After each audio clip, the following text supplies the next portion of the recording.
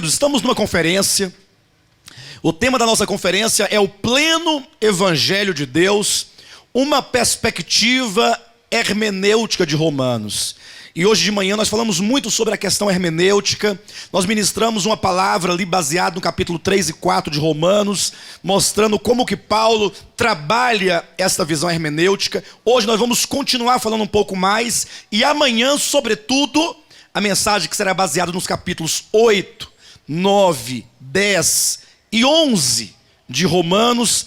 Queridos, eu tenho certeza que vai ser muito produtivo, muito enriquecedor para nós, porque são 4 capítulos que trazem um conteúdo muito rico a respeito da soberania de Deus, dos seus decretos com respeito à salvação. Amanhã nós vamos fechar essa conferência com chave de ouro, porque ali o apóstolo Paulo trabalha de maneira ímpar, né? Ali como um verdadeiro garimpeiro da verdade, ele vai esmiuçando a verdade e explicando a verdade da salvação, como ela foi planejada antes da criação do mundo, antes da fundação do mundo, quando Deus no seu coração decidiu então começar uma história com a sua criação, quando ele estabeleceu o seu supremo propósito eterno.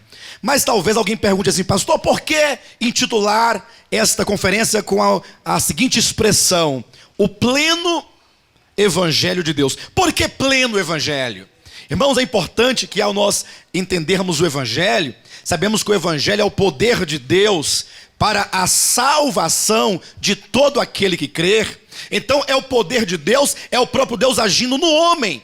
E portanto esse Evangelho, ele alcança plenamente o homem.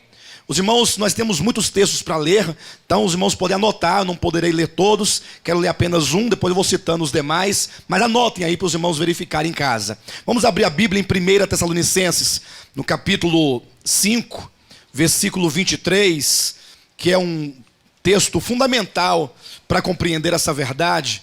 1 Tessalonicenses, capítulo 5, versículo 23, é um texto que nos diz assim: o mesmo Deus da paz vos santifique em tudo, e o vosso espírito, alma e corpo sejam conservados íntegros e irrepreensíveis na vinda de nosso Senhor Jesus Cristo.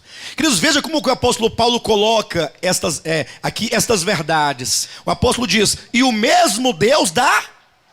Ora, o que é o Deus da paz?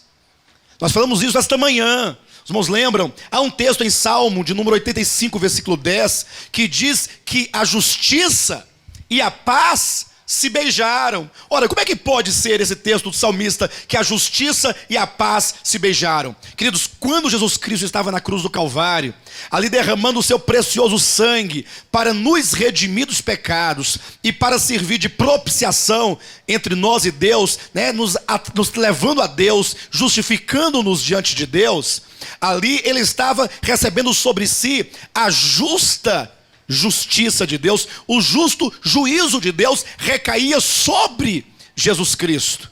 E isto é para que nós tivéssemos paz com Deus. É por isso que em Romanos, capítulo 5, versículo 1 diz: justificados, pois, mediante a fé, temos paz com Deus. Quantos aqui já foram declarados justos pelo Senhor? Diga amém. Você já foi justificado pela graça? Unicamente pela graça, mediante a fé? O Senhor te declarou justo, porque você recebeu a Cristo, creu no único que é o justo por excelência, o justo absoluto. Ele então te declarou justo.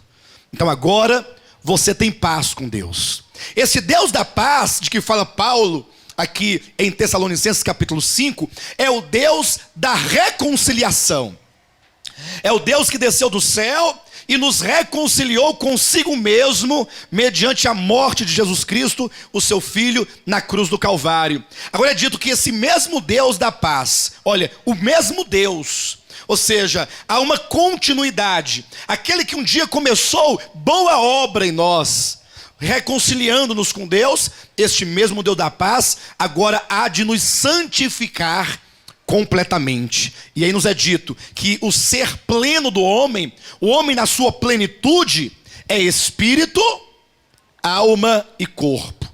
E nesse sentido, nós temos que pensar um pouco, porque eu não sei quantos aqui têm observado que o evangelho que tem sido pregado nesses últimos dias, na sua maioria, eu não digo todos os casos, mas muito do que se ouve sendo dito que é o evangelho de Deus, é pregado com uma ênfase muito grande sobre o corpo do homem. Em que sentido?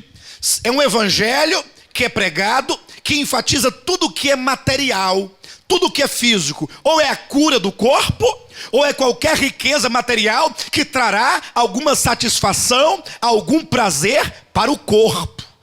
E a Bíblia diz que o evangelho de Deus, que pertence a Deus, que procede de Deus, que nos foi dado por Deus, por isso que é o evangelho de Deus, é o evangelho pleno, porque ele procura salvar o homem plenamente, começando pelo espírito do homem, e então salvando a alma do homem, até por fim glorificar o corpo do homem. E esta é a ordem de Deus: o vosso espírito, alma e corpo. Diga comigo: e o vosso espírito, e a vossa alma e o vosso corpo sejam conservados íntegros na vinda de nosso Senhor Jesus Cristo. Então veja como que a Bíblia fala que o homem, ele é tripartido, ele tem espírito, ele tem alma e tem corpo. E portanto, quando o homem lá no Éden, ele comeu do fruto da árvore do conhecimento do bem e do mal, a queda que o homem sofreu no jardim do Éden foi também uma queda plena. Muitas pessoas ainda trazem aquela velha tradição dizendo assim: Deus disse para o homem não comer da maçã, e o homem desobedeceu, comeu a maçã, e agora Deus vai jogá-lo dentro de um tacho de fogo fervendo. É isso? Não. Deus, quando advertiu o homem daquele fruto, que a Bíblia não diz que é maçã, mas diz que era um fruto, e este fruto trazia na sua própria substância o pecado enquanto natureza, e a morte enquanto resultado do pecado no homem, conforme está em Romanos 5,12. Assim como por um só homem entrou o pecado no mundo, e pelo pecado entrou a morte, assim a morte passou a todos os homens, porque todos pecaram. Então o pleno evangelho de Deus nos ensina o seguinte: o homem, ao cair, ele teve o seu espírito amortecido, seu espírito morreu. Agora ele tornou-se um homem que já não podia mais contatar o eterno, já não podia contatar a Deus com a faculdade do seu espírito, porque o seu espírito simplesmente morreu no dia que o homem comeu da árvore do conhecimento do bem e do mal. O que mais aconteceu?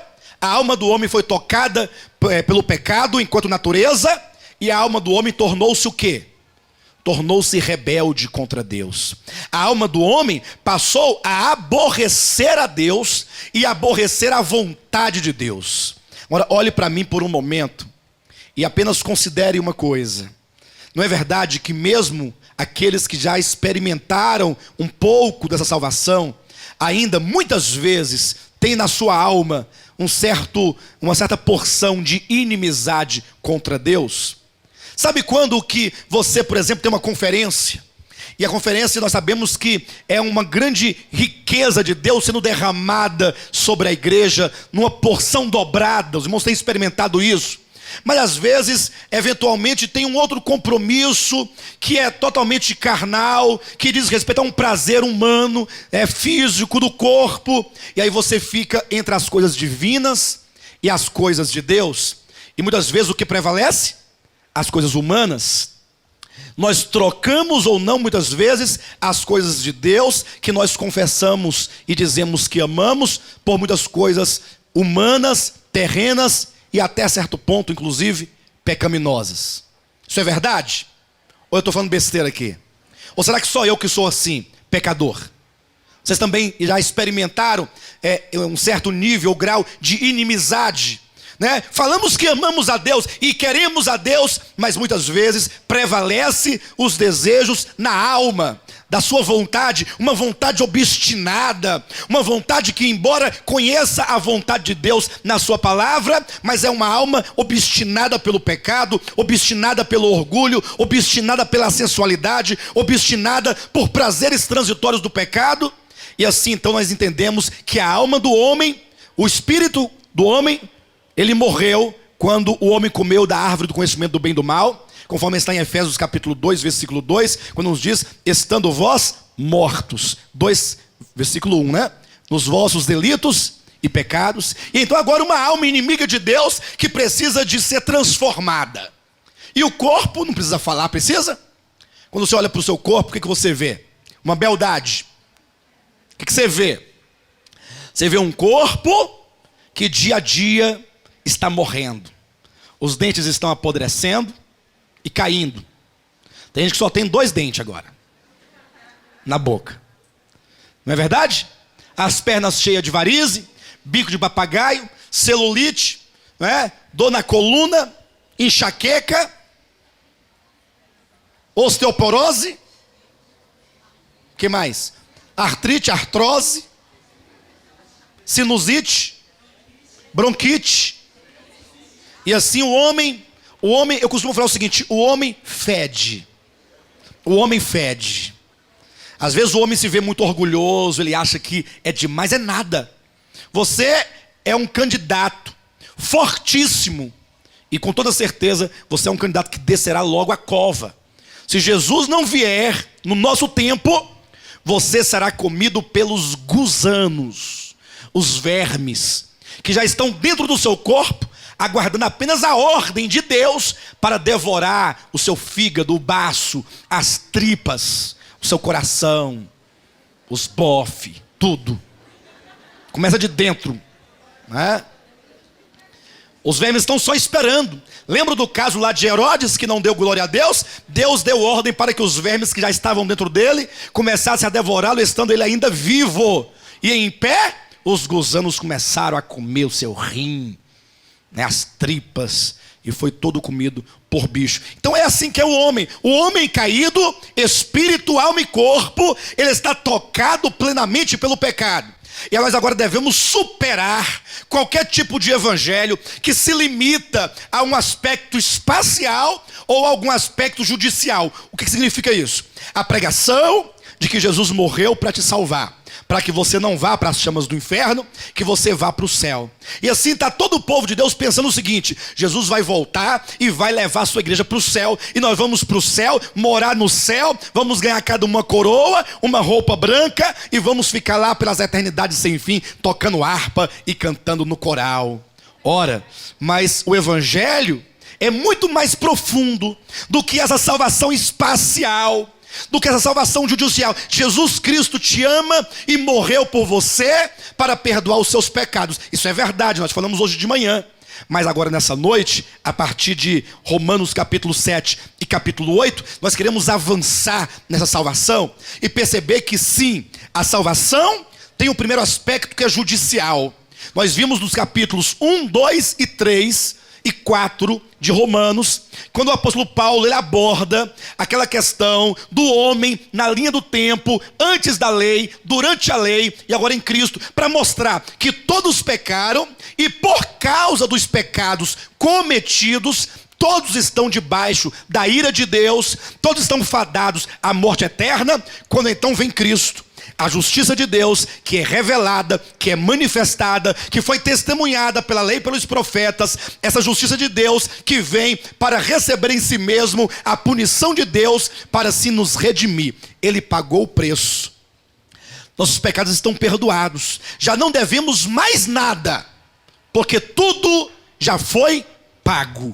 A sua dívida já foi paga. Mas esse aspecto é um aspecto judicial. Judicialmente falando, nós não devemos mais nada.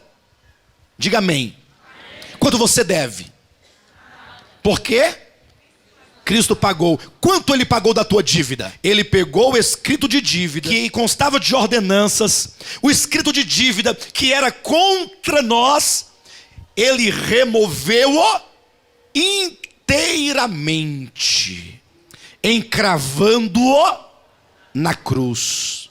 Ele pegou o escrito de dívida que era contra nós e removeu-o plenamente. Nada ficou para nós pagarmos. Ele sofreu toda a punição, toda a penalidade do reto e justo juízo de Deus.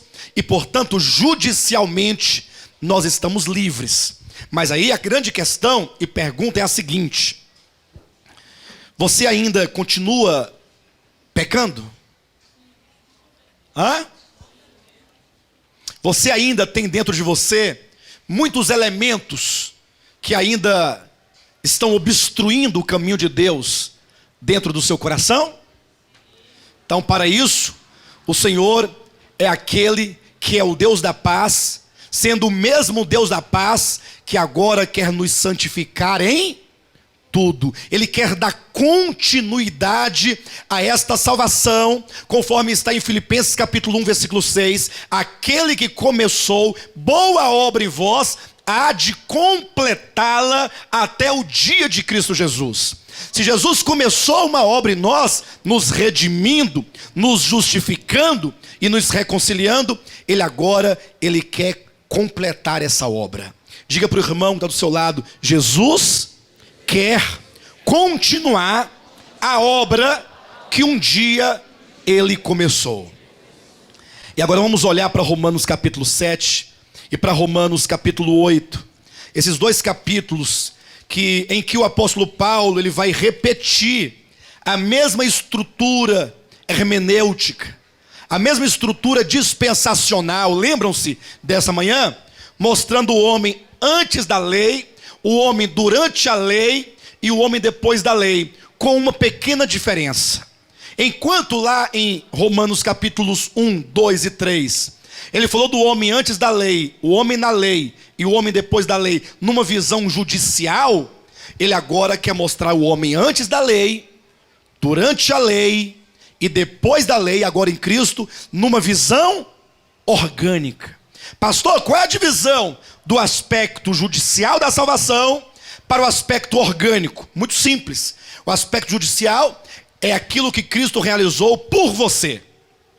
O aspecto orgânico é aquilo que Deus quer realizar em você, dentro de você. O primeiro aspecto, ele paga a dívida. Ele te justifica diante de Deus, te reconcilia com Deus, você pode voltar a Deus. O segundo é Deus querendo entrar dentro de você, no seu espírito, na sua alma e no seu corpo, e te transformar plenamente até a glorificação do corpo. E aqui no caso do capítulo 7 e 8, traz essa imagem em o nome de Jesus. Vamos abrir a Bíblia, Romanos capítulo 7, versículo 9. Olha como o apóstolo Paulo, ele ratifica a estrutura dispensacional, como foi dito esta manhã. Outrora, sem a lei eu vivia, mas sobrevindo o preceito, reviveu o pecado e eu morri. Queridos, há um detalhe a ser ressaltado aqui, é que muitos estudiosos, mesmo os crentes, eles leem o capítulo 7 de Romanos, e quando eles leem assim, outrora sem a lei eu vivia, eles pensam que este eu aqui é o apóstolo Paulo. Ele pensa que o apóstolo Paulo está aqui dando testemunho de si mesmo, dizendo: olha, outrora sem a lei eu vivia, mas sobrevindo o preceito, o pecado reviveu em mim e eu morri. Aí quando ele diz: bem sei que em mim, isto é, na minha carne, não habita bem nenhum, essa luta, muitos falam, tá vendo? O próprio apóstolo Paulo sofreu uma luta terrível entre a carne e a sua mente. Mas veja, nesse texto, em nenhum momento vocês verão uma luta entre a carne e o espírito. Aqui é o homem natural. O capítulo 7 vai nos falar de um homem. Este eu que o apóstolo Paulo vai se utilizar é um eu lírico, é um eu poético, é um eu que representa o homem na linha do tempo. O homem antes da lei, o homem durante a lei, e então o homem quando vem Cristo, agora o homem regenerado. Observa que ele diz: outrora sem a lei eu vivia. E eu pergunto, o apóstolo Paulo, em algum momento da sua existência humana, ele viveu antes da lei? O apóstolo Paulo nasceu na lei. Ele nasceu e foi criado aos pés de Gamaliel, aprendendo toda a lei. Como é que ele poderia declarar de si mesmo: outrora sem a lei eu vivia? Nunca houve isso na vida de Paulo. E portanto, este eu vivia não retrata o apóstolo Paulo, mas fala do homem antes da lei. Ou seja, antes que viesse a lei, o homem ele não tinha uma consciência clara a respeito do pecado. Uma vez que a lei, ela foi dada por Deus para nomear o pecado. O homem vivia ignorante com respeito aos seus pecados. Ainda que, como diz em Romanos capítulo 5, versículo 12 e 13, quando diz que embora não havia lei, entretanto havia pecado e, consequentemente, a morte. Mas o homem, ele não tinha essa consciência. Veja o capítulo 7 de Romanos, versículo 7, quando diz: que diremos, pois? É a lei pecado? De modo nenhum. Mas eu não teria conhecido o pecado, senão por intermédio da lei. Pois não teria eu conhecido a cobiça, se a lei não dissera, não cobiçarás. Então, antes da lei, o homem não tinha essa consciência da vontade de Deus e dos pecados de uma maneira particular. O adultério, a cobiça, a inveja, essas coisas não eram declaradas transgressão, porque ainda não havia a lei. Então mostra o homem antes da lei. Mas veja o capítulo 7, versículo 9. Outrora, sem a lei eu vivia, mas, sobrevindo o preceito, reviveu o pecado e eu. Agora já mostra esse mesmo eu, agora na era da lei. Mas, sobrevindo o preceito, vindo a lei foi dada por intermédio de... O pecado entrou por meio de Adão, a lei veio por intermédio de Moisés, e agora Paulo passa a descrever o homem sob a lei. Quando veio a lei, diz a Bíblia, quando veio o mandamento, reviveu o pecado e eu morri. E aqui está uma verdade fundamental. Você que é servo de Cristo, que deseja viver a vontade de Deus, mas que muitas vezes por ignorância, por não ter sido orientado, pensa que a lei de Deus foi dada para ser cumprida. Ó pastor, não foi não? Eu sempre pensei minha vida toda que Deus deu a sua lei para o homem obedecê-la. E eu pergunto para vocês, o homem é capaz de cumprir a lei? Talvez alguém aqui no seu silêncio diga, eu cumpro a lei. A Bíblia diz o seguinte, aquele que guarda toda a lei, Tiago capítulo 2, versículo 10, mas tropeça em um só ponto, torna-se culpado de todos. Olha, aquele que guarda toda a lei, você pode guardar todos os mandamentos, mas se você tropeçar em um único ponto, você não é culpado daquele ponto, você é culpado de todos, porque para Deus não importa se você comete um pecado ou 1000 pecados, aquele que comete pecado é pecador, e o salário do pecado é a morte. E talvez você ache que você não tenha pecado, e João então diz na sua primeira epístola, capítulo 2, capítulo 1, versículo 7 e 8, aquele que diz que não tem pecado é mentiroso, e nele não está a verdade. E Paulo em Gálatas capítulo 3, versículo 10, ele diz que aquele homem, o homem não é capaz, o homem é maldito, porque ele não é capaz de permanecer em todas as coisas escritas no livro da lei para praticá-la. Não é a questão de você hoje estar bem, é uma questão de você permanecer hoje, amanhã, depois, daqui a 1 ano, 5 anos, 10 anos, 20 anos, e você permanecer em toda a lei, cumprindo cada mandamento. Você é capaz? Então, quando Deus deu a lei para o homem, será que Deus estava iludido, achando que o homem iria guardar? Será que Deus era um ser como uma criança, né? Deu a lei e falou assim, quem sabe o homem não cumpre a lei? Não. Deus, quando deu a lei, ele sabia que o homem não era capaz. Razão por quê? O apóstolo Paulo diz em 2 Coríntios, capítulo 3, versículos 7, 8 e 9, que a lei que foi dada por Deus, que é o ministério da morte e o ministério da condenação. Quando Deus deu a lei para o homem, ele o deu para que a lei cumprisse com um ministério. O ministério da lei, a incumbência da lei, o propósito da lei era levar o homem a ver-se pecador, a ver-se transgressor, e assim então o homem pudesse se sentir culpado, se sentir réu da morte eterna, e então ele cair prostrado como aquele que não tem condições em si mesmo de se salvar. Por isso que a lei é o ministério da condenação e da morte. Ela condena porque ela mostra as transgressões do homem, E então ela traz a sentença contra o homem de que o salário do pecado é a morte. Por isso que Paulo diz que sobrevindo, capítulo 7, versículo 9, o preceito, eu morri, porque vindo a lei, agora o homem percebe que ele não é capaz de cumprir a lei. Veja, o homem sob a lei, ele não pode simplesmente agradar a Deus. E aqui é um detalhe, nós nos lembramos de Êxodo capítulo 19, quando Deus foi dar a lei ao povo de Israel. Deus falou assim para o povo de Israel: olha, se vocês diligentemente ouvir a minha voz e guardar todos os meus mandamentos, está em Êxodo capítulo 19, versículo 5 em diante. Se vocês guardarem a minha aliança, cumprirem com os meus estatutos, com os meus juízos, então eu farei de vocês um povo de propriedade peculiar. Sabe o que o povo de Israel respondeu para Deus? Diga ao Senhor que tudo o que Ele mandar nós fazermos, nós faremos. Tudo o que Ele mandar fazer. Ora, mas eles nem sabiam que mandamentos eram estes, porque Deus não havia declarado ainda os seus mandamentos. Mas o homem, na sua incredulidade, na sua carnalidade, na sua mente totalmente tomada pelo pecado, ele não tem consciência de quem Deus é, e não tem consciência de quem o próprio homem é. O homem sempre se acha capaz de alcançar o padrão de Deus. O homem pensa, o homem é orgulhoso. Queridos, em pleno século 21, tendo nós a Bíblia escrita, tendo nós o testemunho da reforma protestante, que pregou a soberania de Deus, que pregou a salvação eterna, a maioria dos cristãos hoje em dia ainda são orgulhosos e não querem ser salvos somente pela graça.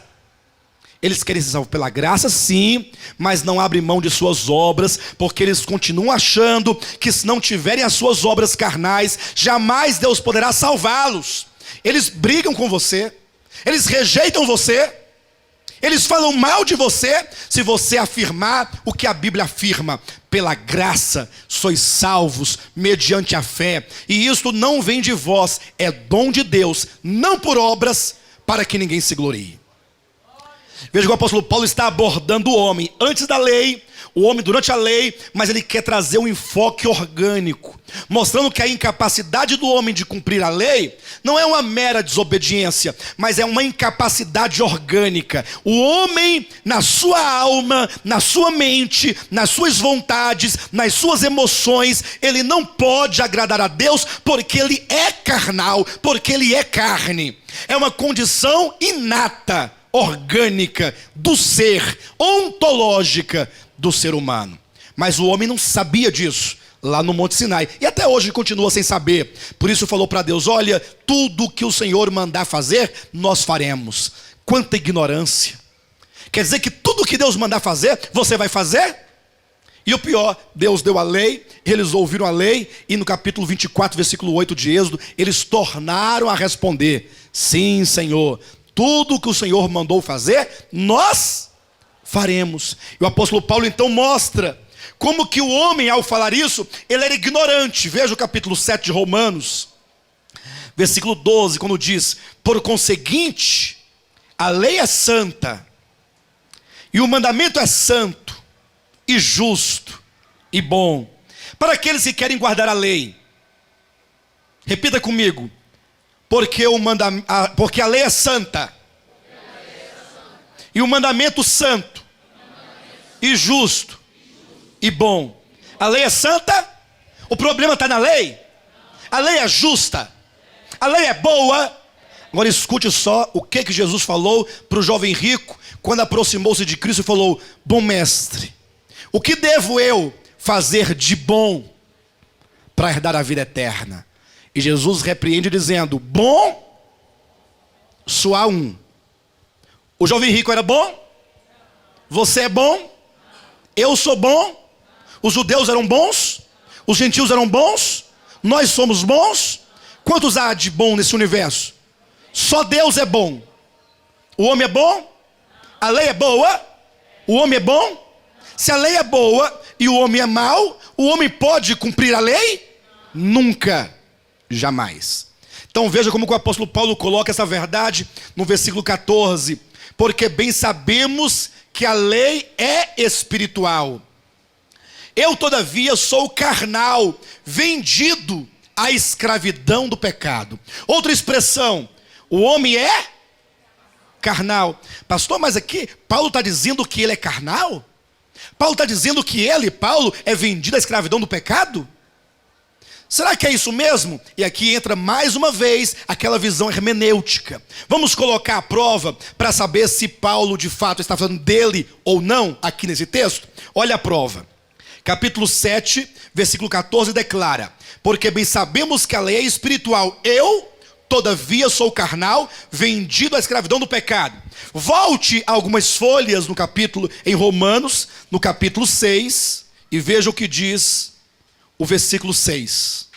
Sabendo isto, que foi crucificado com ele o nosso velho homem, para que o corpo do pecado seja destruído, e não sirvamos o pecado como escravos, porquanto quem morreu está justificado do pecado. Ora, se morremos com Cristo, cremos que com ele também viveremos. Olha só o versículo 11. Assim também vós considerai-vos mortos para o pecado, mas vivos para Deus em Cristo Jesus. Versículo 12. Não reine, portanto, o pecado em vosso corpo mortal, de maneira que obedeçais às suas paixões, nem ofereçais cada um os membros de seu corpo ao pecado como instrumentos de iniquidade, mas oferecei-vos a Deus como ressurreto dentre os mortos, e os vossos membros a Deus como instrumentos de justiça, porque o pecado não terá domínio sobre vós, pois não estáis debaixo da lei, e sim da graça. O pecado tem domínio sobre o homem que está na graça de Cristo? Está aqui, ó, versículo 14. Porque o pecado não terá domínio sobre vós. Esta é uma verdade onde o apóstolo Paulo fala do homem na graça, o homem fora da lei, o homem depois da lei. Ora, mas por que ele diz então no capítulo 7, no capítulo seguinte, porque eu sou carnal, vendido à escravidão do pecado? Ele está se contradizendo aqui? Afinal, o pecado tem ou não domínio sobre o homem? No capítulo 6, ele diz que o pecado tem domínio sobre o homem? Quantos estão me entendendo? Tem uma meia dúzia que está entendendo. No capítulo 6, versículo 14, abra sua Bíblia e leia. O pecado tem domínio sobre o homem? Por que no capítulo 7 ele diz: porque eu sou carnal, vendido à escravidão do pecado? Afinal, ele é escravo do pecado? Ou o pecado não tem domínio sobre ele? Há uma contradição? Qual é o segredo? A visão estrutural em que o apóstolo Paulo ora fala do homem na lei, ora fala do homem antes da lei, ora fala do homem depois da lei. Quando ele diz lá no capítulo 6, 14, porque o pecado não terá domínio sobre vós, porque não estáis na lei, mas na graça, está falando do homem liberto pela graça de Cristo, fora da era da lei. É uma visão dispensacional. Mas quando no capítulo 7, ele retoma aqui novamente a estrutura. No versículo 9 ele diz: outrora sem a lei eu vivia. Ele fala do homem antes da lei. Quando ele diz sobrevindo o preceito, o homem na lei. E agora ele vai descrevendo a condição deste homem na lei e, portanto, deste homem antes de Cristo. Era o homem, a condição do judeu, que tinha a revelação de Deus, que tinha a revelação da lei, que tinha os preceitos, que tinha a aliança, mas que ainda não havia se deparado com a graça de Cristo, não havia recebido o espírito de filiação, não havia sido tirado ainda da lei. E portanto deste homem é dito, no 14, eu todavia, esse eu não é Paulo, é o homem na lei, sou carnal, vendido à escravidão do pecado. E aí vai dizendo, versículo 15, porque nem mesmo compreendo o meu próprio modo de agir, pois não faço o que prefiro, e sim o que detesto. Versículo 17, neste caso, quem faz isto já não sou eu, mas o pecado que habita em... Ele passa a falar que essa incapacidade do homem durante a lei de cumprir a vontade de Deus não estava fora dele, mas era uma incapacidade dentro dele. Ele diz: o pecado habita em mim. Onde é que habita o pecado? no homem. Isso os judeus não entendiam, e a maioria dos cristãos de hoje também não entendem. Certa ocasião, Jesus Cristo entrou numa ceia, num jantar, e ali a Bíblia diz que os discípulos de Cristo começaram a comer pão, sem antes fazer o cerimonial da purificação das mãos.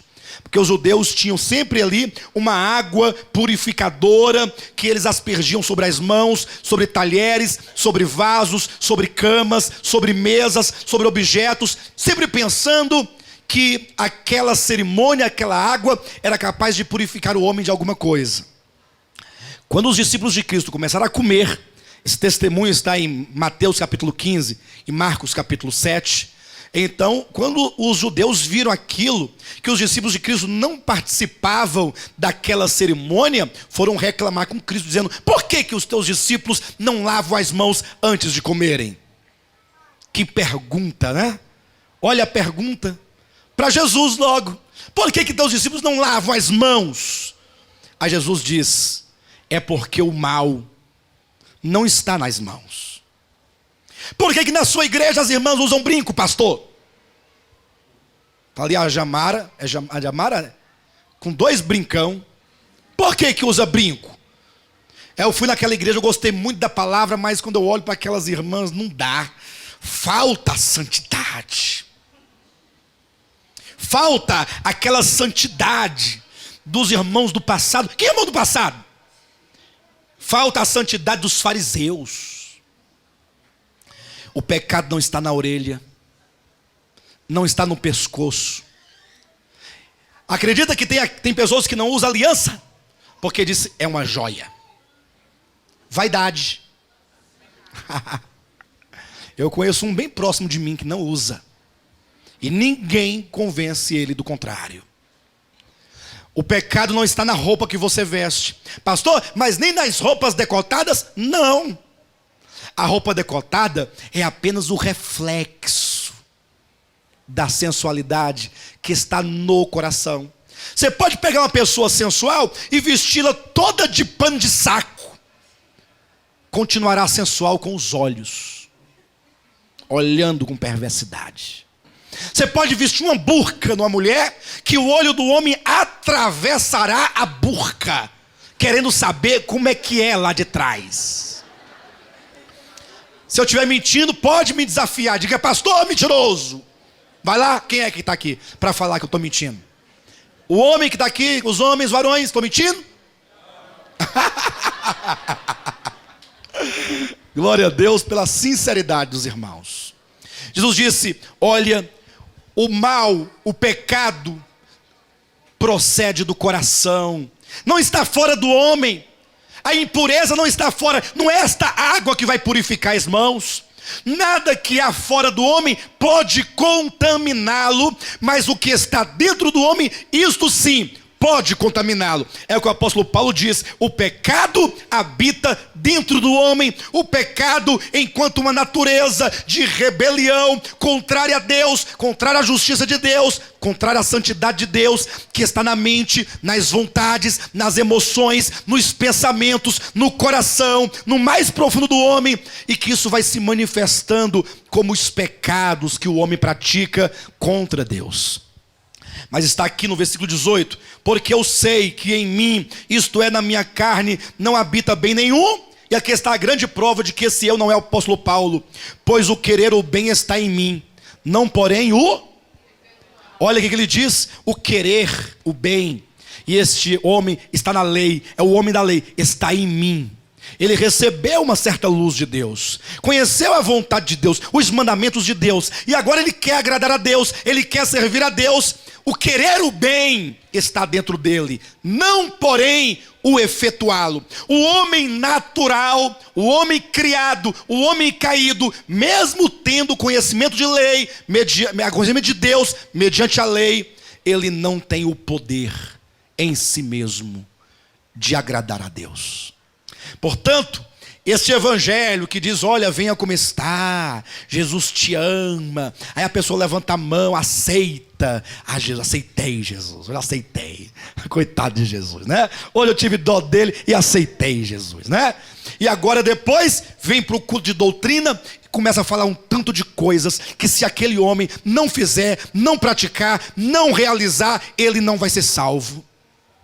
A pessoa num primeiro momento aceita, e aí de duas uma, ou ele vai chegar um momento de tanto desespero e vai acabar saindo porque não aguenta o fardo, eu não consigo cumprir com esse método de salvação, ou então vai se tornar um grande fariseu hipócrita, vai ficar lá dentro fingindo de santo a vida inteira. Não tem outra saída. Ou ele vai ficar fingindo que é bom, ou ele vai se desesperar e falar assim: parei, para mim não dá, eu não dou conta de ser isso que vocês querem que eu seja. As pessoas hoje em dia têm um coque na cabeça, acha que vai para o céu. A roupa até o pé, acha que vai para o céu. E eles se esquecem que quando vão cometer o pecado do adultério, e o que mais acontece nesse meio é o pecado de adultério, é pastor que adultera com membro de igreja, é presidente disso e daquilo que adultera com membros da igreja. Eu conheci um grupo musical que tinha 12 pessoas. Eram, na verdade, 6 casais. Por incrível que pareça, 4 desses casais estavam adulterando uns com os outros, sem saberem. A mulher desse traía o marido dela com aquele traía dela com esse, e assim, de 6 casais, 4 estavam em contínua prática do adultério. E achando que ia para o céu porque guardava a lei. Porque não trabalha no sábado. Quanta hipocrisia, quanta mentira, quanto engano. Achar que nós vamos ser salvos. Por que nós vamos ser salvos? Olhe para você, por que você será salvo? O que você faz de bom? Ah, pastor, eu sou uma pessoa reta, pago minhas dívidas. É lógico que você paga suas dívidas. Você não vai para o SPC. Se você vai perder o seu crédito nas Casas Bahia, vai perder o talão de cheque. Você vive uma retidão baseada num sistema que te obriga. Ah, pastor, mas eu amo as pessoas. Você ama sua mãe, lógico, até o dia em que nada acontecer de diferente. Porque o que tem de filhos que aborrecem seus pais e pais que aborrecem seus filhos, não é brincadeira, é muita gente. Você ama seu esposo até o dia em que não vier um problema de separação. Porque o maior inimigo do homem é a mulher dele quando se separa dele. Não, você quer arrumar um inimigo? Nunca mais sua vida será a mesma, aquela perseguição. Não ficou comigo, não vai ficar com ninguém. O amor político. Por quê? Está aqui escrito na palavra de Deus, olha. O homem carnal, não está falando do crente, o homem sem Deus, o homem na lei, ele não faz o bem que ele prefere, mas o querer pode até estar dentro dele, não porém o efetuá-lo. O homem está totalmente incapaz, organicamente. O evangelho, ele ultrapassa essa questão judicial. Você está perdoado, mas Deus quer mudar seu coração. Você está perdoado, mas o mesmo Deus da paz. Por que o mesmo Deus da paz? O mesmo Deus que te justificou, que te redimiu, que te reconciliou, o mesmo quer santificar seu espírito e alma e corpo. Agora não é uma santificação pela doutrina do homem. Não adianta proibir as irmãs de usarem calça, porque o pecado não está na calça. Não dá para entender isso. Que o pecado não é a saia, não é a calça, não é o vestido, está no coração. Jesus ensinou isso, ele pregou isso tantas vezes, mas a religião orgulhosa, presunçosa, ela sempre estabelece padrões para que o homem se sinta bem, para que o homem se sinta como que aquele que é capaz, o homem se sinta louvável, ou louvado por alguma coisa que ele seja capaz de fazer. O homem jamais em si mesmo, ele abre mão diz e fala assim: não, eu sou um miserável pecador, salvo somente pela graça. Tirar os méritos do crente, mesma coisa, dar um murro nele. O homem quer ter mérito. Mas a Bíblia nos ensina que este homem, aqui do capítulo 7, que é um homem dispensacional, um homem durante a lei, que fica numa constante tentativa de agradar a Deus, mas ele nunca consegue, porque ao querer fazer o bem, ele encontra em si mesmo uma lei na sua carne, que guerreia contra a lei do seu entendimento, e o faz escravo do pecado e da morte que está nos seus membros, até o momento em que diz no versículo 23, mas vejo nos meus membros outra lei, que guerreando contra a lei da minha mente, me faz prisioneiro da lei do pecado que está nos meus membros. Desventurado homem que sou, quem me livrará do corpo dessa morte? E aqui está o estágio a que todos os homens precisam chegar: miserável. Mas o grande problema do evangelho de hoje em dia, sabe o que é? É que o evangelho não diz às pessoas: vocês são um bando de miseráveis. Sabe o que o evangelho de hoje diz assim? Quero que valorize o que você tem. Você é um ser, você é alguém tão importante para Deus. A pessoa, eu sou bom. Deixe de ficar sofrendo angústia e dor. Deixe seu complexo inferior, dizendo às vezes que não é ninguém. Você não é mesmo. Você é um miserável. Você é um miserável. Está aqui no evangelho. Eu venho falar do valor que você tem. Este evangelho não é o de Cristo. O de Cristo fala que todos pecaram e destituídos estão da glória de Deus, estão fadados à morte eterna, que o homem é incapaz de agradar a Deus, ainda que ele tenha talvez, quem sabe, um pouquinho de luz, e então ele deseja eventualmente agradar a Deus, mas não tem o poder de fazê-lo, e portanto é um miserável homem fadado à morte eterna. O homem, para se encontrar com Cristo, ele precisa ver-se completamente destruído e sem esperança. Miserável homem que sou. Olha só a invocação: quem me livrará do corpo dessa morte? Ou seja, existe alguém fora de mim que tenha o poder de me livrar da morte? Porque eu não posso. Eu não posso. E aí diz o capítulo 8 de Romanos, e aí é uma palavra hermenêutica do apóstolo Paulo: agora, pois. Agora, o que é agora? É agora? É agora, dia 20. O que é agora? Para entender o agora, você tem que ler o capítulo 7, versículo 9. Outrora sem a lei, portanto no tempo antes da lei. No versículo 9 ainda: mas sobrevindo o preceito, agora é o período da lei. O período do preceito.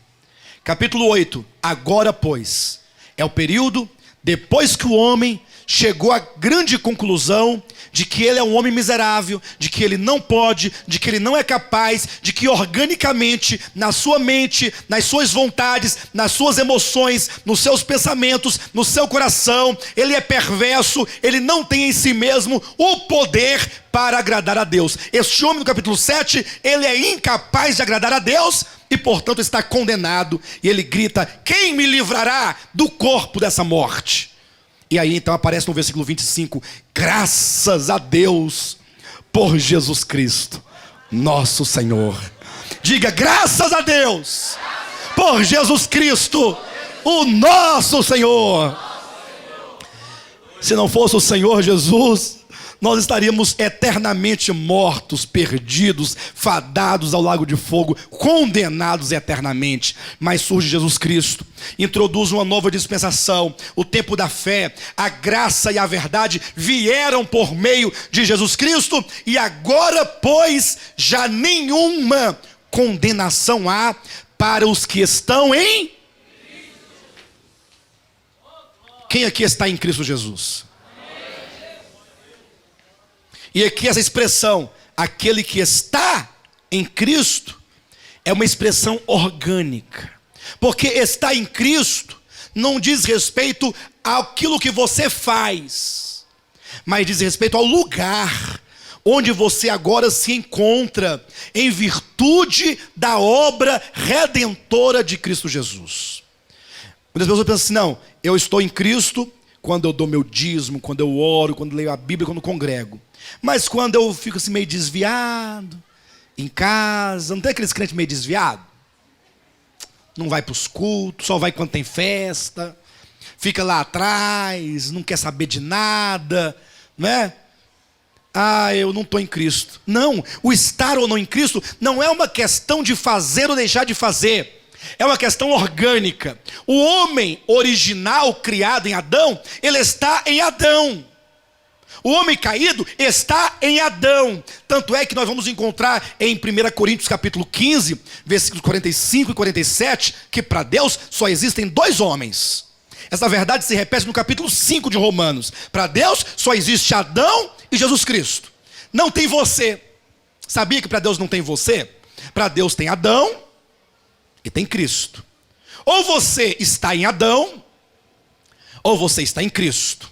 Ou você é velho homem, ou você é novo homem. Deus não olha para cada ser humano individualmente. Ele olha o primeiro homem caído, Adão, fadado, destinado ao lago de fogo. Cristo, o novo homem em ressurreição, que é do céu, que é corporativo, como está em 1 Coríntios capítulo 12, versículo 13, ou versículo 12, quando diz: assim como o corpo é um, e tem muitos membros, e os muitos membros, sendo muitos, formam um só corpo, assim também com respeito a Cristo. Ou seja, nós somos parte de Cristo, somos corpo de Cristo, somos membros de Cristo, somos membros uns dos outros, nós somos um corpo. Cristo é o cabeça da igreja, o cabeça e o corpo é o novo homem, o homem profético, o homem do céu. E portanto, ou você está em Cristo ou em Adão.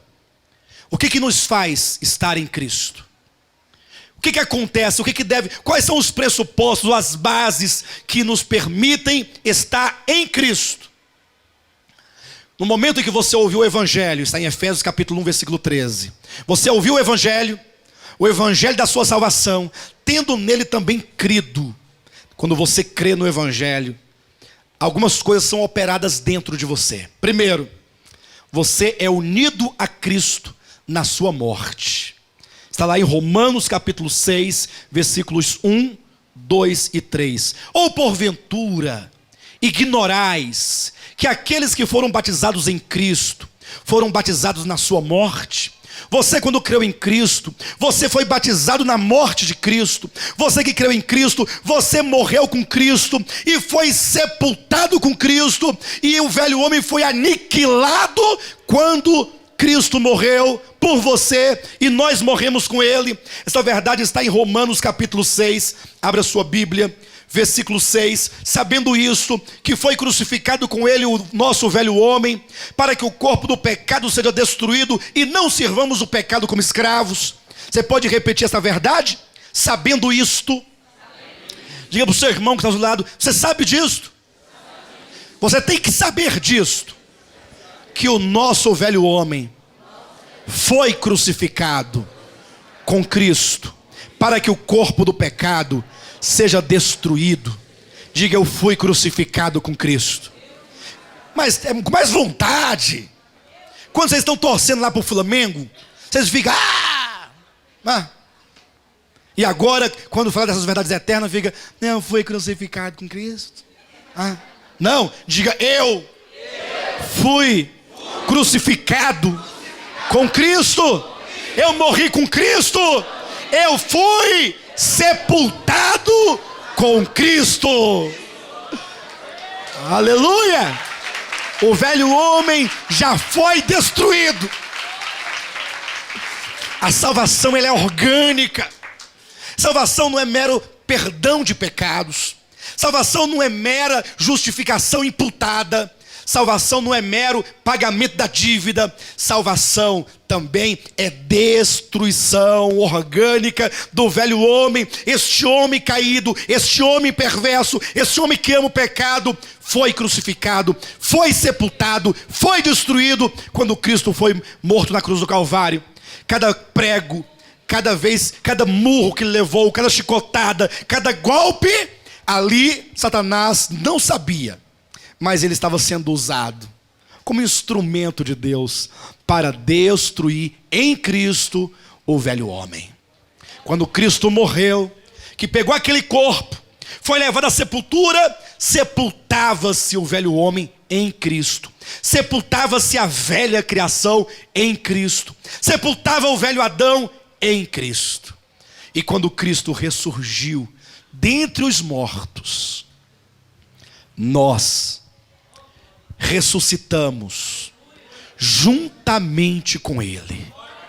Você está em Efésios capítulo 2, abra sua Bíblia rapidamente, vamos verificar isso. É um texto muito importante da Escritura. Efésios capítulo 2, versículo 4. Mas Deus, olha queridos, vamos ler os versículos anteriores para dar mais sentido, mais peso. Olha, versículo 1: Ele vos deu vida. Quando foi isso? Quando eu aceitei Jesus.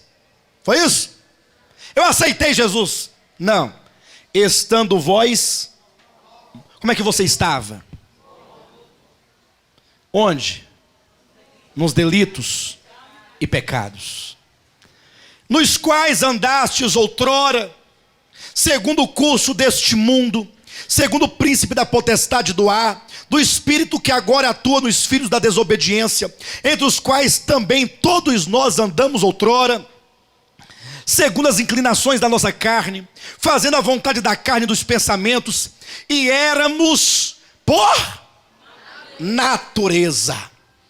É uma questão orgânica. O homem por natureza, éramos por natureza filhos da ira, como também os demais.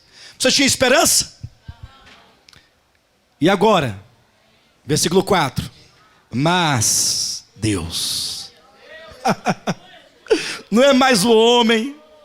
Tem pessoas que falam assim: olha, eu ouvi isso hoje à tarde, mas a irmã bichinha estava tentando expressar os que estava sentindo, né? Eu paguei o preço por fulano. Que preço é esse? Tem gente que acha, sabe o quê? Que se ele não pagar o preço pregando para as almas, elas vão para o inferno por causa dele, que foi negligente. Irmão, já imaginou se as almas estiverem dependendo da gente? Coitada das almas. Aquela alma está queimando lago de fogo por causa de vocês. Jesus morreu por ela, mas vocês não completaram a obra. Jesus paga um preço terrível com a sua própria vida, seu próprio sangue, para depois responsabilizar um tanto de irresponsáveis para levar essa salvação aos outros. Caso contrário, eles não podem se salvar. Não. Mas Deus, nós estávamos mortos, mas Deus, sendo rico em 911 reais, é isso? Mas Deus, sendo rico em misericórdia, por causa do grande amor com que nos amou, e aí ele repete: e estando nós mortos em nossos delitos, nos deu vida juntamente com Cristo. Pela graça sois salvos, e juntamente com Ele nos ressuscitou e nos fez assentar nos lugares celestiais em Cristo Jesus. Aleluia! Mas Deus, sendo rico em misericórdia, queridos, o Evangelho, ele não pode parar no aspecto judicial. Glória a Deus porque Ele nos redimiu, glória a Deus porque nos justificou, glória a Deus porque nos reconciliou, mas Deus nos deu vida. Ele te deu vida. Essa vida que não é uma vida vegetal, não é uma vida humana, não é uma vida animal, não é uma vida criada, não é uma vida caída. É a vida eterna. O próprio Deus se deu a nós como vida eterna. Romanos capítulo 5, versículo 10. Rapidamente, nosso tempo está acabando e eu ainda estou no primeiro tópico. Capítulo 5, versículo 10, que diz assim: porque se nós quando inimigos fomos reconciliados com Deus mediante a morte do seu filho. Olha o aspecto judicial da salvação. Agora segue o orgânico. Muito mais, estando já reconciliados, seremos salvos pela sua vida. Se quando éramos inimigos, nós fomos reconciliados mediante o sangue de Cristo, a morte de Cristo, agora Ele nos deu vida, e esta vida dentro de nós, muito mais, ela quer nos salvar. É um processo contínuo. Deus habita em você, o Espírito Santo habita em você. Nós não podemos andar segundo lei, não podemos andar segundo regras, não podemos andar segundo coerção. Eu dava aqui esta manhã o exemplo: a pessoa passou 30 anos da sua vida dando dízimo, e o dízimo do bruto, não é do líquido não. Pessoas, não, eu ganho bruto tanto, o dízimo é do bruto. Aí dá lá o dízimo, 30 anos. No dia que ela descobre que ela não está mais sujeita a essa lei do dízimo, porque é uma lei do Antigo Testamento, da antiga aliança, agora ela se sente incapaz de ofertar ao Senhor, de coração. Não consegue mais. Agora é uma luta para dar 10 reais. Uma luta. Quando dá. Eu conheço pessoas, e várias pessoas, que outrora eram rígidas por causa da lei. Hoje, para tirar 10 conto é difícil. Mas por que é assim? Porque ela se deparou agora, fora da lei, com seu coração, que nunca amou verdadeiramente a Deus. Dava porque tinha medo de perder o pouco que tinha. Vai que esses gafanhotos chegam aqui em casa, Deus me livre para esse gafanhoto, arreta gafanhoto, né? Dava o dízimo para espantar o gafanhoto. Ou então, pensando, Deus vai abrir as janelas dos céus e vai derramar bênção sem medida. Derrama, Pai, derrama. Eu sou fiel, agora tu sejas fiel para comigo. Manda, eu já sou fiel, falta o Senhor. E agora que a lei foi tirada, mas agora sem lei, está em Romanos 3:21, sem lei, se manifestou a justiça de Deus, testemunhada pela lei e pelos profetas. E agora, pastor, agora eu estou entendendo que de fato eu fazia muita coisa por causa do pastor. Pastor brigava, pastor ligava, pastor repreendia, pastor ameaçava de colocar de prova, disciplina. Eu fazia muita coisa porque meu pai exigia, porque minha mãe exigia. Fazia muita coisa com medo do inferno. Fazia muita coisa porque eu queria ganhar o dobro, o triplo, o cêntuplo. Fazia muita coisa movido por várias circunstâncias e ameaças exteriores. E agora eu descobri que nunca verdadeiramente esteve isso dentro do meu coração. Nunca foi uma atitude de amor, de fé, de gratidão. Uma atitude como aquele que entendeu que tudo é de Deus. Eu sou servo de Deus, e aquilo que eu ofereço a Deus ainda assim não é nada. E aí começa a se deparar com a necessidade de uma transformação. O Espírito de Deus quer transformar a sua vida. Nós agora já não somos mais carnais, nós agora somos espírito. Olha o que diz Romanos, no capítulo 8, vamos rapidamente, versículo 9. Vós, porém, não estáis na carne, mas no Espírito, se de fato o Espírito de Deus habita em vós. Não estáis mas no, se de fato o Espírito de Deus habita em, o Espírito de Deus habita em você, então você não está na carne. Eu não estou na carne, eu pensei que eu estava na carne. Não, você está no Espírito. Mas o que é estar no Espírito? É estar em Cristo. Se Cristo habita em você, você não é mais da terra, você é do céu. Você é parte do novo homem, da nova criação. Irmãos, esse entendimento é a chave para uma vida cristã vitoriosa. Imaginem só que há um grupo de cristãos chamado adventistas, que eles dão muito valor à guarda do sábado do sétimo dia.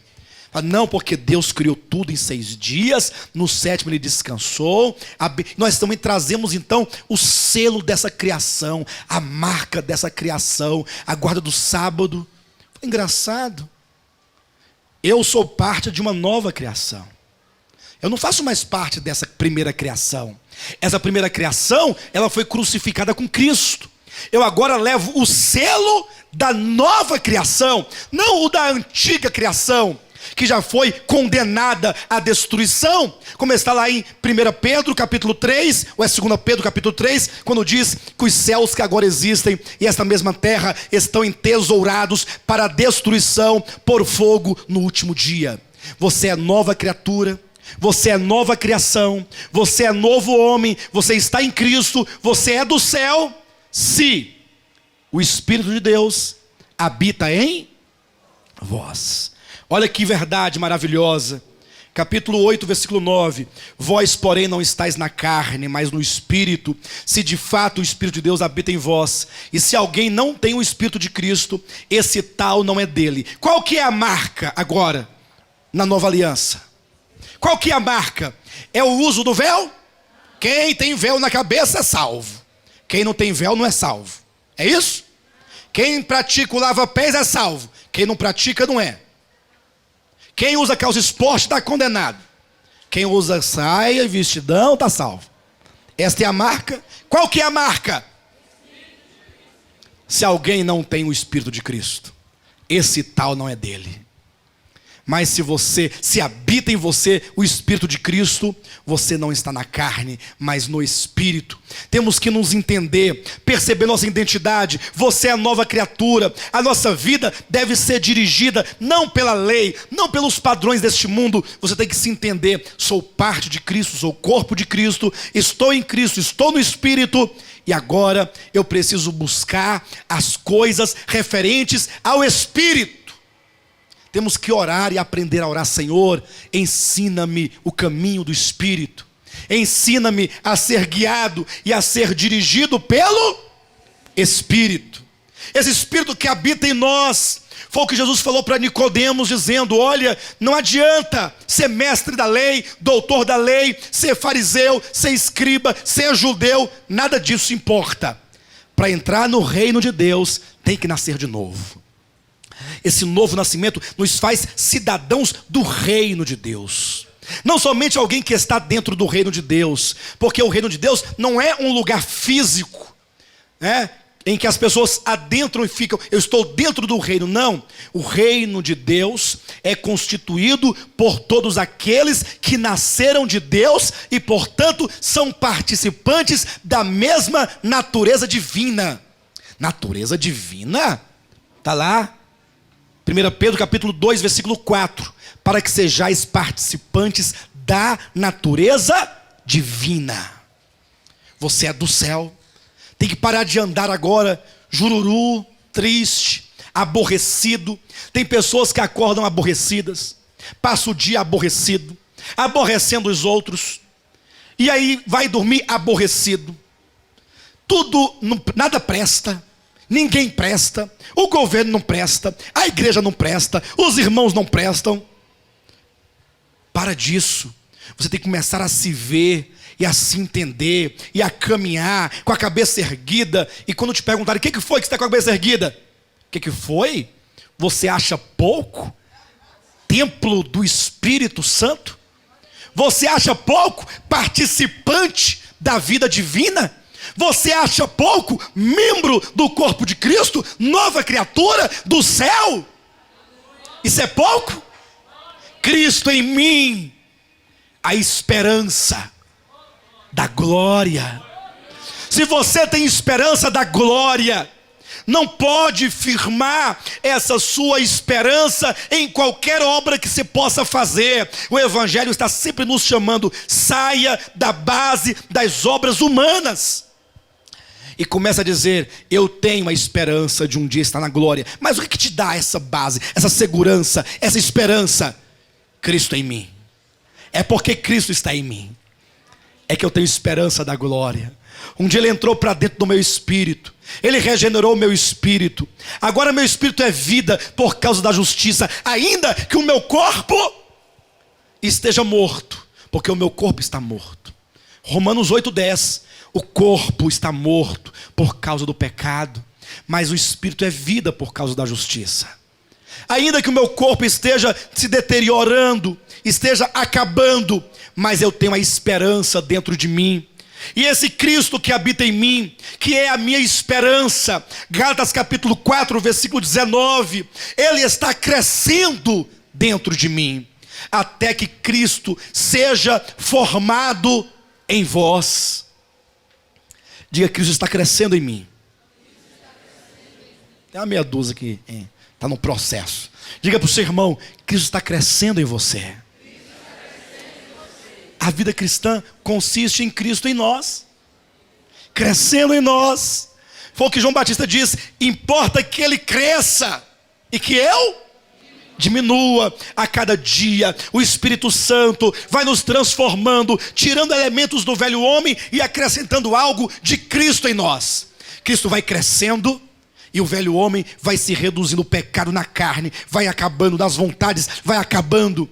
Eu me lembro agora do irmão Urbano, lá de Goiânia, que um dia ele, falando sobre outras coisas, não é, sobre psicologia, ele falou um exemplo maravilhoso que na mesma hora eu trouxe para o âmbito da palavra de Deus. Ele falou assim: é o exemplo do escultor e do pintor. O pintor, ele cria uma obra de arte. O escultor também cria uma obra de arte, mas com processos inversos e diferentes. O pintor, ele vai acrescentando tinta, ele vai colocando. Quanto mais ele coloca a tela, a tinta, misturando, né, adicionando, vai criando a arte até produzir a imagem completa. O pintor cria a sua arte pelo acréscimo, por colocar, por adicionar na tela. O escultor pega uma pedra bruta e começa a criar a obra de arte, não pelo adicionar, mas pelo retirar. Tira um pedaço, com ponteiro, vai tirando, e vai esculpindo, e vai dando forma, até que aquela imagem, aquela escultura, ela fica pronta. E na hora que ele me falou isso, veio para a palavra: olha, a salvação é assim. Deus vai tirando de nós, como um escultor, tirando algo do velho homem, da velha natureza, da velha criação, que ainda está em nós, vai retirando, e por outro lado, como um pintor, vai adicionando algo de Cristo. Adicionando, é pelo retirar e pelo adicionar. Retirar do velho homem, da velha criação, da velha natureza, e o adicionar de Cristo, que nós estamos dentro de um processo contínuo e intenso de transformação da alma. É a salvação que se opera dentro de nós, é Deus dentro do homem, salvando o homem organicamente, não somente salvando do inferno para o céu. Do inferno estamos livres, graças a Deus. O inferno que se exploda, porque nós somos agora totalmente justificados, mas Cristo está nos ganhando, até que Cristo seja formado em nós, como diz Efésios capítulo 4, versículo 13, até que todos nós atinjamos a estatura de varão perfeito, a medida plena da estatura de Cristo. Aleluia. Uma alma totalmente ganha. Já pensou nisso? Que agora o evangelho vai mudando nossa alma, e as pessoas olham para você e falam assim: engraçado, eu percebi que depois que o fulano abraçou o evangelho, recebeu o evangelho, agora ele está mudando, a vida dele está mudando. Ele já não age mais como agia anteriormente. É como está lá na descrição profética da salvação, na figura ou na tipologia de Jacó. Jacó já nasceu perverso, já no ventre, já puxando o calcanhar do irmão dele. Passou a vida inteira lutando contra o irmão dele, mentindo, ele e a mãe dele, juntos, na barraca, na tenda. O irmão trabalhando, lá no campo, caçando, o pai também caçando, e ele lá de complô com a mãe dele, forjando maneiras de enganar. Jacó quer dizer suplantador, enganador, alguém cuja natureza é má. Entretanto, a despeito de toda maldade, perversidade e falta de mérito que ele tinha, era alvo da escolha de Deus. Fazer o quê? Amei a Jacó. Falaremos disso amanhã. Amei a Jacó. Mas Deus, o que tu viu em Jacó? O que Deus viu em Jacó? Fala. O coração dele era bom? Era bom? Tinha alguma coisa boa? Tá bom, vamos trazer para nós. O que Deus viu de bom em você? Não, seja sincero. Tem alguma coisa boa aí. Deus não te escolheu à toa. Ele te escolheu porque você deve ser bom em alguma área. Você deve ser santo, justo, bom. Sabe por que ele não escolheu aquele indivíduo que morreu ontem, traficante lá, que morreu baleado? Ele não prestava não, mas você é bom. Você não é traficante. Você não é prostituta. É? Se fosse também não iria dizer no meio de tanta gente, né? Você é bom. Se você colocar aqui o Papa Bento XVI, aqui ó. Colocar Fernandinho Beiramar ao lado dele. Uma prostituta das mais requintadas e perversas. Colocar um professor, um advogado, um pai de família, um filósofo, um padre, um pai de santo, um pastor, um estuprador, um pedófilo. Todos pecaram e destituídos estão da glória de Deus. Não há ninguém bom, nenhum sequer, nenhum justo, ninguém que faça o bem. Está em Romanos, capítulo 3, versículos 9, 10, 11 e 12. Sabe por que Deus amou a Jacó? Sabe por quê? Porque ele amou. O amor não se explica. Ou explica? Me dá uma explicação. Por que você se casou com teu marido? Se bem que tem um tanto de gente casando por causa de dinheiro, ó. Tem. Só que isso não é casamento, é prostituição. Pastor, eu não casei por dinheiro, mas fui lá no cartório e assinei os papéis. Papel não quer dizer nada. Quem casa por causa do dinheiro se vende e, portanto, prostitui. É o princípio. O amor é desinteresseiro. Não busca interesse. Amor não se explica. Se sente. Quando se busca uma explicação bíblica, por que Deus quis Jacó e não Esaú? Ele responde, porque eu amei Jacó. Ele não diz, porque Jacó era uma pessoa que eu olhei lá no fundo, eu percebi que ele... Não, está na Bíblia. Amei a Jacó. Quem ama o outro, por qualquer característica que seja, busca os seus próprios. E o que busca o próprio interesse ama? 1 Coríntios 13, o amor não busca interesses próprios. O amor é totalmente despretensioso. Ama aquele que não tem nada.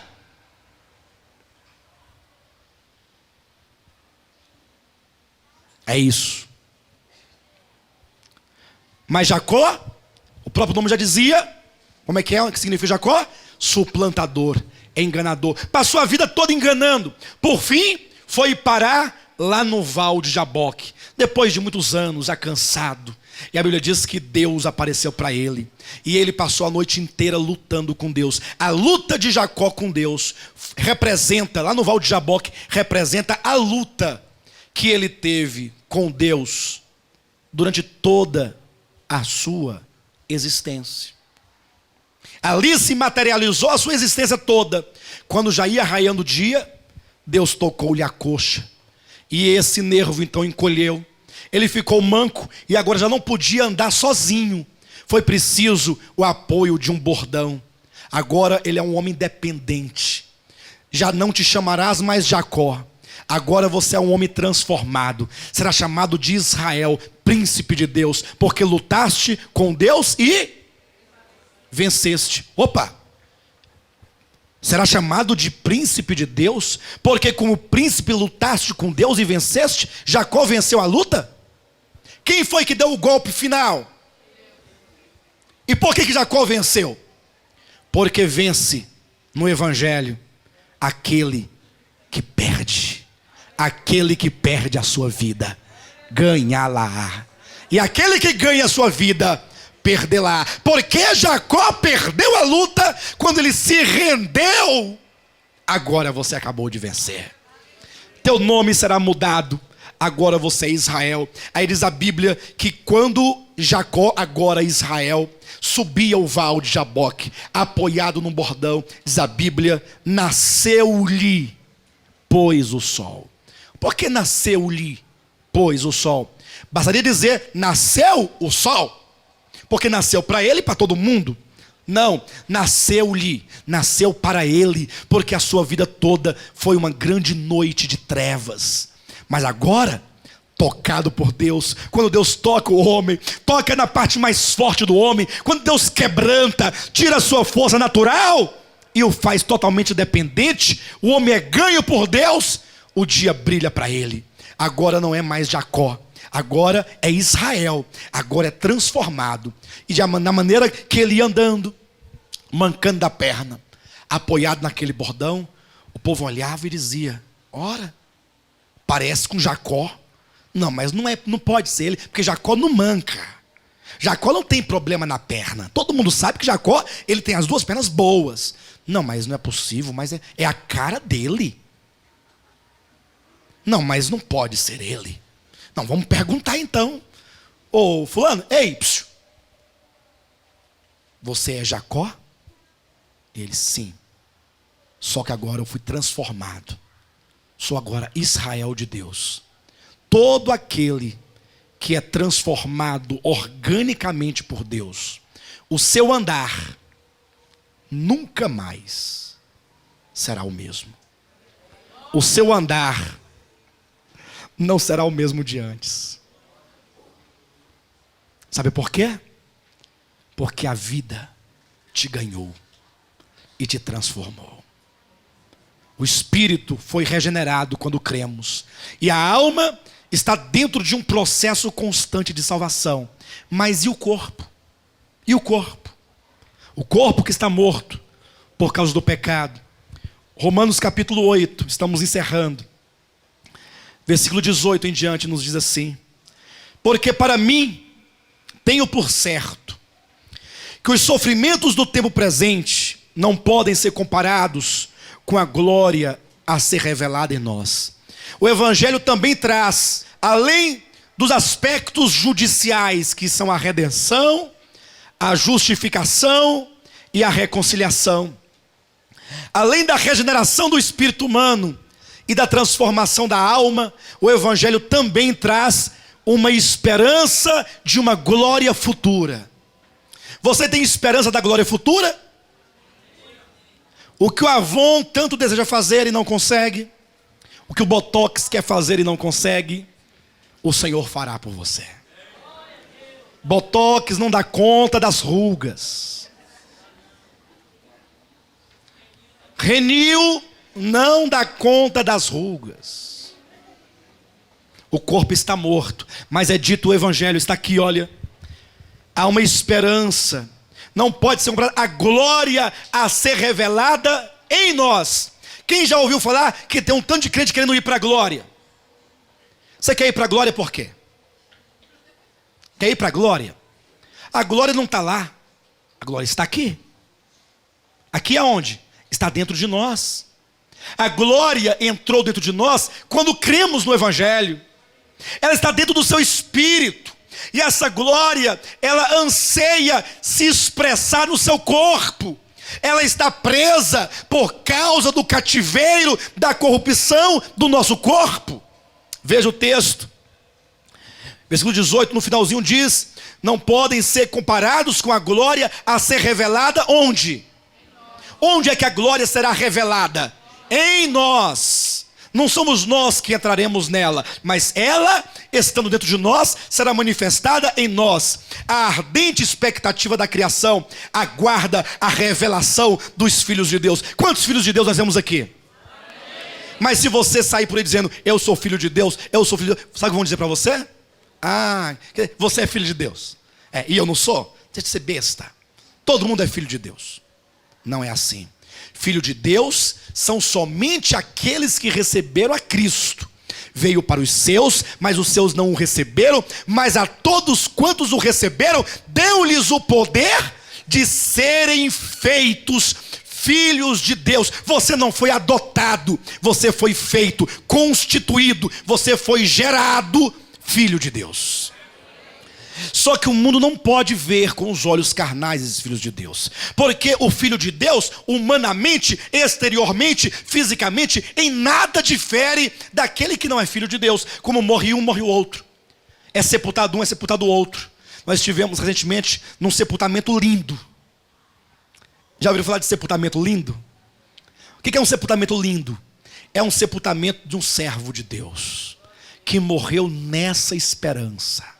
Eu fiquei assim abismado, quando no finalzinho da ministração, lá na capela, toda a igreja ali reunida começou a declarar a vitória de Cristo, a vitória da vida sobre o Luciano, que ali estava declarando que a morte não poderá prendê-lo para sempre, mas que logo ele será ressuscitado com um corpo de glória, um corpo incorruptível, cheio de vida. E ele vai poder declarar: onde está, ó morte, a tua vitória? Onde está, ó morte, o teu aguilhão? Tragada foi a morte pela vitória. Amém. Isso é um sepultamento bonito. Morrer todo mundo vai, mas ressuscitar em glória somente os filhos de Deus. Por isso que é uma glória a ser revelada em nós. E é dito que a criação tem uma expectativa pela manifestação. Queridos, só mais um pouquinho de tempo e os filhos de Deus serão revelados. O que é ser revelado? Irmãos, hoje em dia as pessoas olham para mim e não dão nada por mim. Assim, só quer aquele barbudo, só quer ser o belo. Ele pensa que só ele sabe das coisas. Daqui a pouco, o mundo e o universo saberá o que eu sou. Filho de Deus. Quando essa vida que regenerou o meu espírito, ela vai se apresentar, se manifestar, ela será exibida no meu corpo. E diz a Bíblia em 2 Tessalonicenses capítulo 1, versículo 10, que Deus será admirado nos seus santos. O mundo vai admirar Deus em nós. Vão olhar para nós glorificados e vai dizer: só o Senhor é Deus. Que maravilha, porque essa glória dentro de nós, Cristo em nós, a expressa da glória, será revelada. Versículo 20: pois a criação está sujeita à vaidade, não voluntariamente, mas por causa daquele que a sujeitou, na esperança de que a própria criação será redimida do cativeiro da corrupção para a liberdade da glória dos filhos de Deus. O seu corpo, enquanto criação de Deus, será redimido do cativeiro da corrupção. Pastor, que cativeiro da corrupção é esse? Os cabelos caem, os dentes apodrecem. Ou não? As enfermidades. A teologia da prosperidade está dizendo que Deus não quer ninguém doente. E Deus não quer mesmo. Mas não é uma questão de Deus querer ou não querer. É uma condição do homem desde que caiu lá no Éden. O seu corpo está morto por causa do pecado. E o Evangelho tem uma solução. Não uma solução imediatista, triunfalista, como querem os adeptos da teologia da prosperidade. Mas a solução de Deus encontra-se no seu Evangelho, dizendo no versículo 22: porque bem sabemos que toda a criação a um só tempo geme e suporta angústias até agora. E não somente ela, mas também nós, que temos as primícias do Espírito, igualmente gememos em nosso íntimo, aguardando a adoção de filhos, vírgula, a redenção do nosso... Quantos aqui estão aguardando a redenção do corpo? Não adianta querer me enganar com a cura do caroço. Eu sei, Deus pode curar o caroço, o que Ele quiser curar, e Ele cura. Inclusive, eu ia falar isso amanhã, mas quero falar hoje. Irmãos, na quarta-feira, eu fui atacado por uma crise renal, essa semana. E eu já tive uma crise dessa antes. E quando eu tive essa crise no passado, Passei mais de uma semana sofrendo. Aqui tem vários irmãos que já passaram recentemente por uma crise renal. Lógico que a minha não era tão intensa quanto a desses irmãos. Mas até eu conseguir vencer e expelir uma pedra, não foi fácil, foi muito difícil. Quem já sentiu sabe, dói muito. Há um desespero. Quando deu quarta-feira, que eu comecei a sentir aquela dor, que eu coloquei a minha cabeça na parede e falei: Jane, meu bem, em nome de Jesus, eu não posso adoecer. Comecei a orar a Deus. A conferência está chegando. Na conferência em Goiânia, eu cheguei lá doente. Os irmãos não puderam desfrutar de uma palavra, né, mais adequada em razão da minha condição. E agora eu nem aqui poderia estar ministrando com dor nos rins. Ou se tivesse sob remédio, estaria sem condições de ter o espírito adequado para falar a palavra de Deus. Aí deu quinta-feira. Falei, pronto. E aí eu orei ao Senhor. Falei, Senhor, é o seguinte. Não dá. Senhor, eu preciso ministrar esta conferência. É a tua vontade. É o teu propósito. Então vou te pedir apenas uma coisa. Me cura. Agora. Depois da conferência, me mata. Pode matar. Mas depois da conferência. Mas agora, me cura em nome de Jesus. Quando eu falei em nome de Jesus, já não sentia mais nada. Nada, nada, nada, nada. Vejam. Amanhã acaba a conferência. Se eu morrer, foi porque Deus quis. Eu não fiz pacto com ele. O Senhor me cura hoje e me mata amanhã. Não. Falei, você quer me matar? Me mata. Mas depois da conferência. Agora eu preciso da tua cura. E ele me deu. Deus cura. Agora, você não pode estabelecer uma doutrina que Deus tem que curar. Deus não tem que curar. Na verdade, Deus não tem que fazer nada. Nenhum homem pode colocar o dedo no rosto de Deus e falar, faz eu. Não. Nós nunca demos nada a Deus para que Ele possa nos retribuir. Porque tudo o que temos é dele. Temos que ser eternamente gratos. Mas o Evangelho ensina o seguinte: que Deus regenerou nosso espírito, está transformando nossa alma, e agora os verdadeiros filhos de Deus aguardam a redenção dos seus corpos. Você aguarda a redenção? Sim ou não? Olha o que diz a Bíblia, capítulo 8, versículo 23. E não somente ela, mas também nós, que temos as primícias do Espírito, igualmente gememos em nosso íntimo, aguardando a adoção de filhos, a saber, a redenção do nosso corpo. Porque na esperança fomos salvos. Leia na sua Bíblia. Porque na esperança fomos salvos.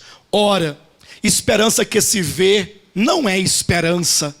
Pois o que alguém vê, como o espera? Mas se esperamos o que não vemos, com paciência o aguardamos. Você tem esperança? Mas você tem que ver? Pois se você procura ver, não é esperança, é pensamento positivo, é triunfalismo, é teologia da prosperidade. O Evangelho é, nós temos uma esperança. Logo, o Senhor vai nos redimir do cativeiro da corrupção, e os verdadeiros filhos de Deus serão manifestados quando a glória que um dia foi semeada em nós, ela for totalmente liberta, e poder então se manifestar em nosso corpo, como está bem claramente dita no versículo 21, que diz, na esperança de que a própria criação será redimida do cativeiro da corrupção, para a liberdade da glória dos filhos. Por que a glória precisa de liberdade? Para a liberdade da glória. Por quê? Porque a glória está dentro de nós, ela quer sair, ela quer se manifestar, quer revelar os filhos de Deus, mas este corpo, enquanto prisioneiro, enquanto no cativeiro da corrupção, enquanto não for glorificado, essa vida não pode sair de dentro de nós. Por isso nós aguardamos a segunda vinda de Cristo, em que Ele virá para transformar e glorificar os nossos corpos mortais em um corpo corruptível, e esse corpo corruptível num corpo incorruptível, e este corpo mortal em um corpo imortal, para a glória de Deus. Quem tem essa esperança, diga amém. Louvado seja o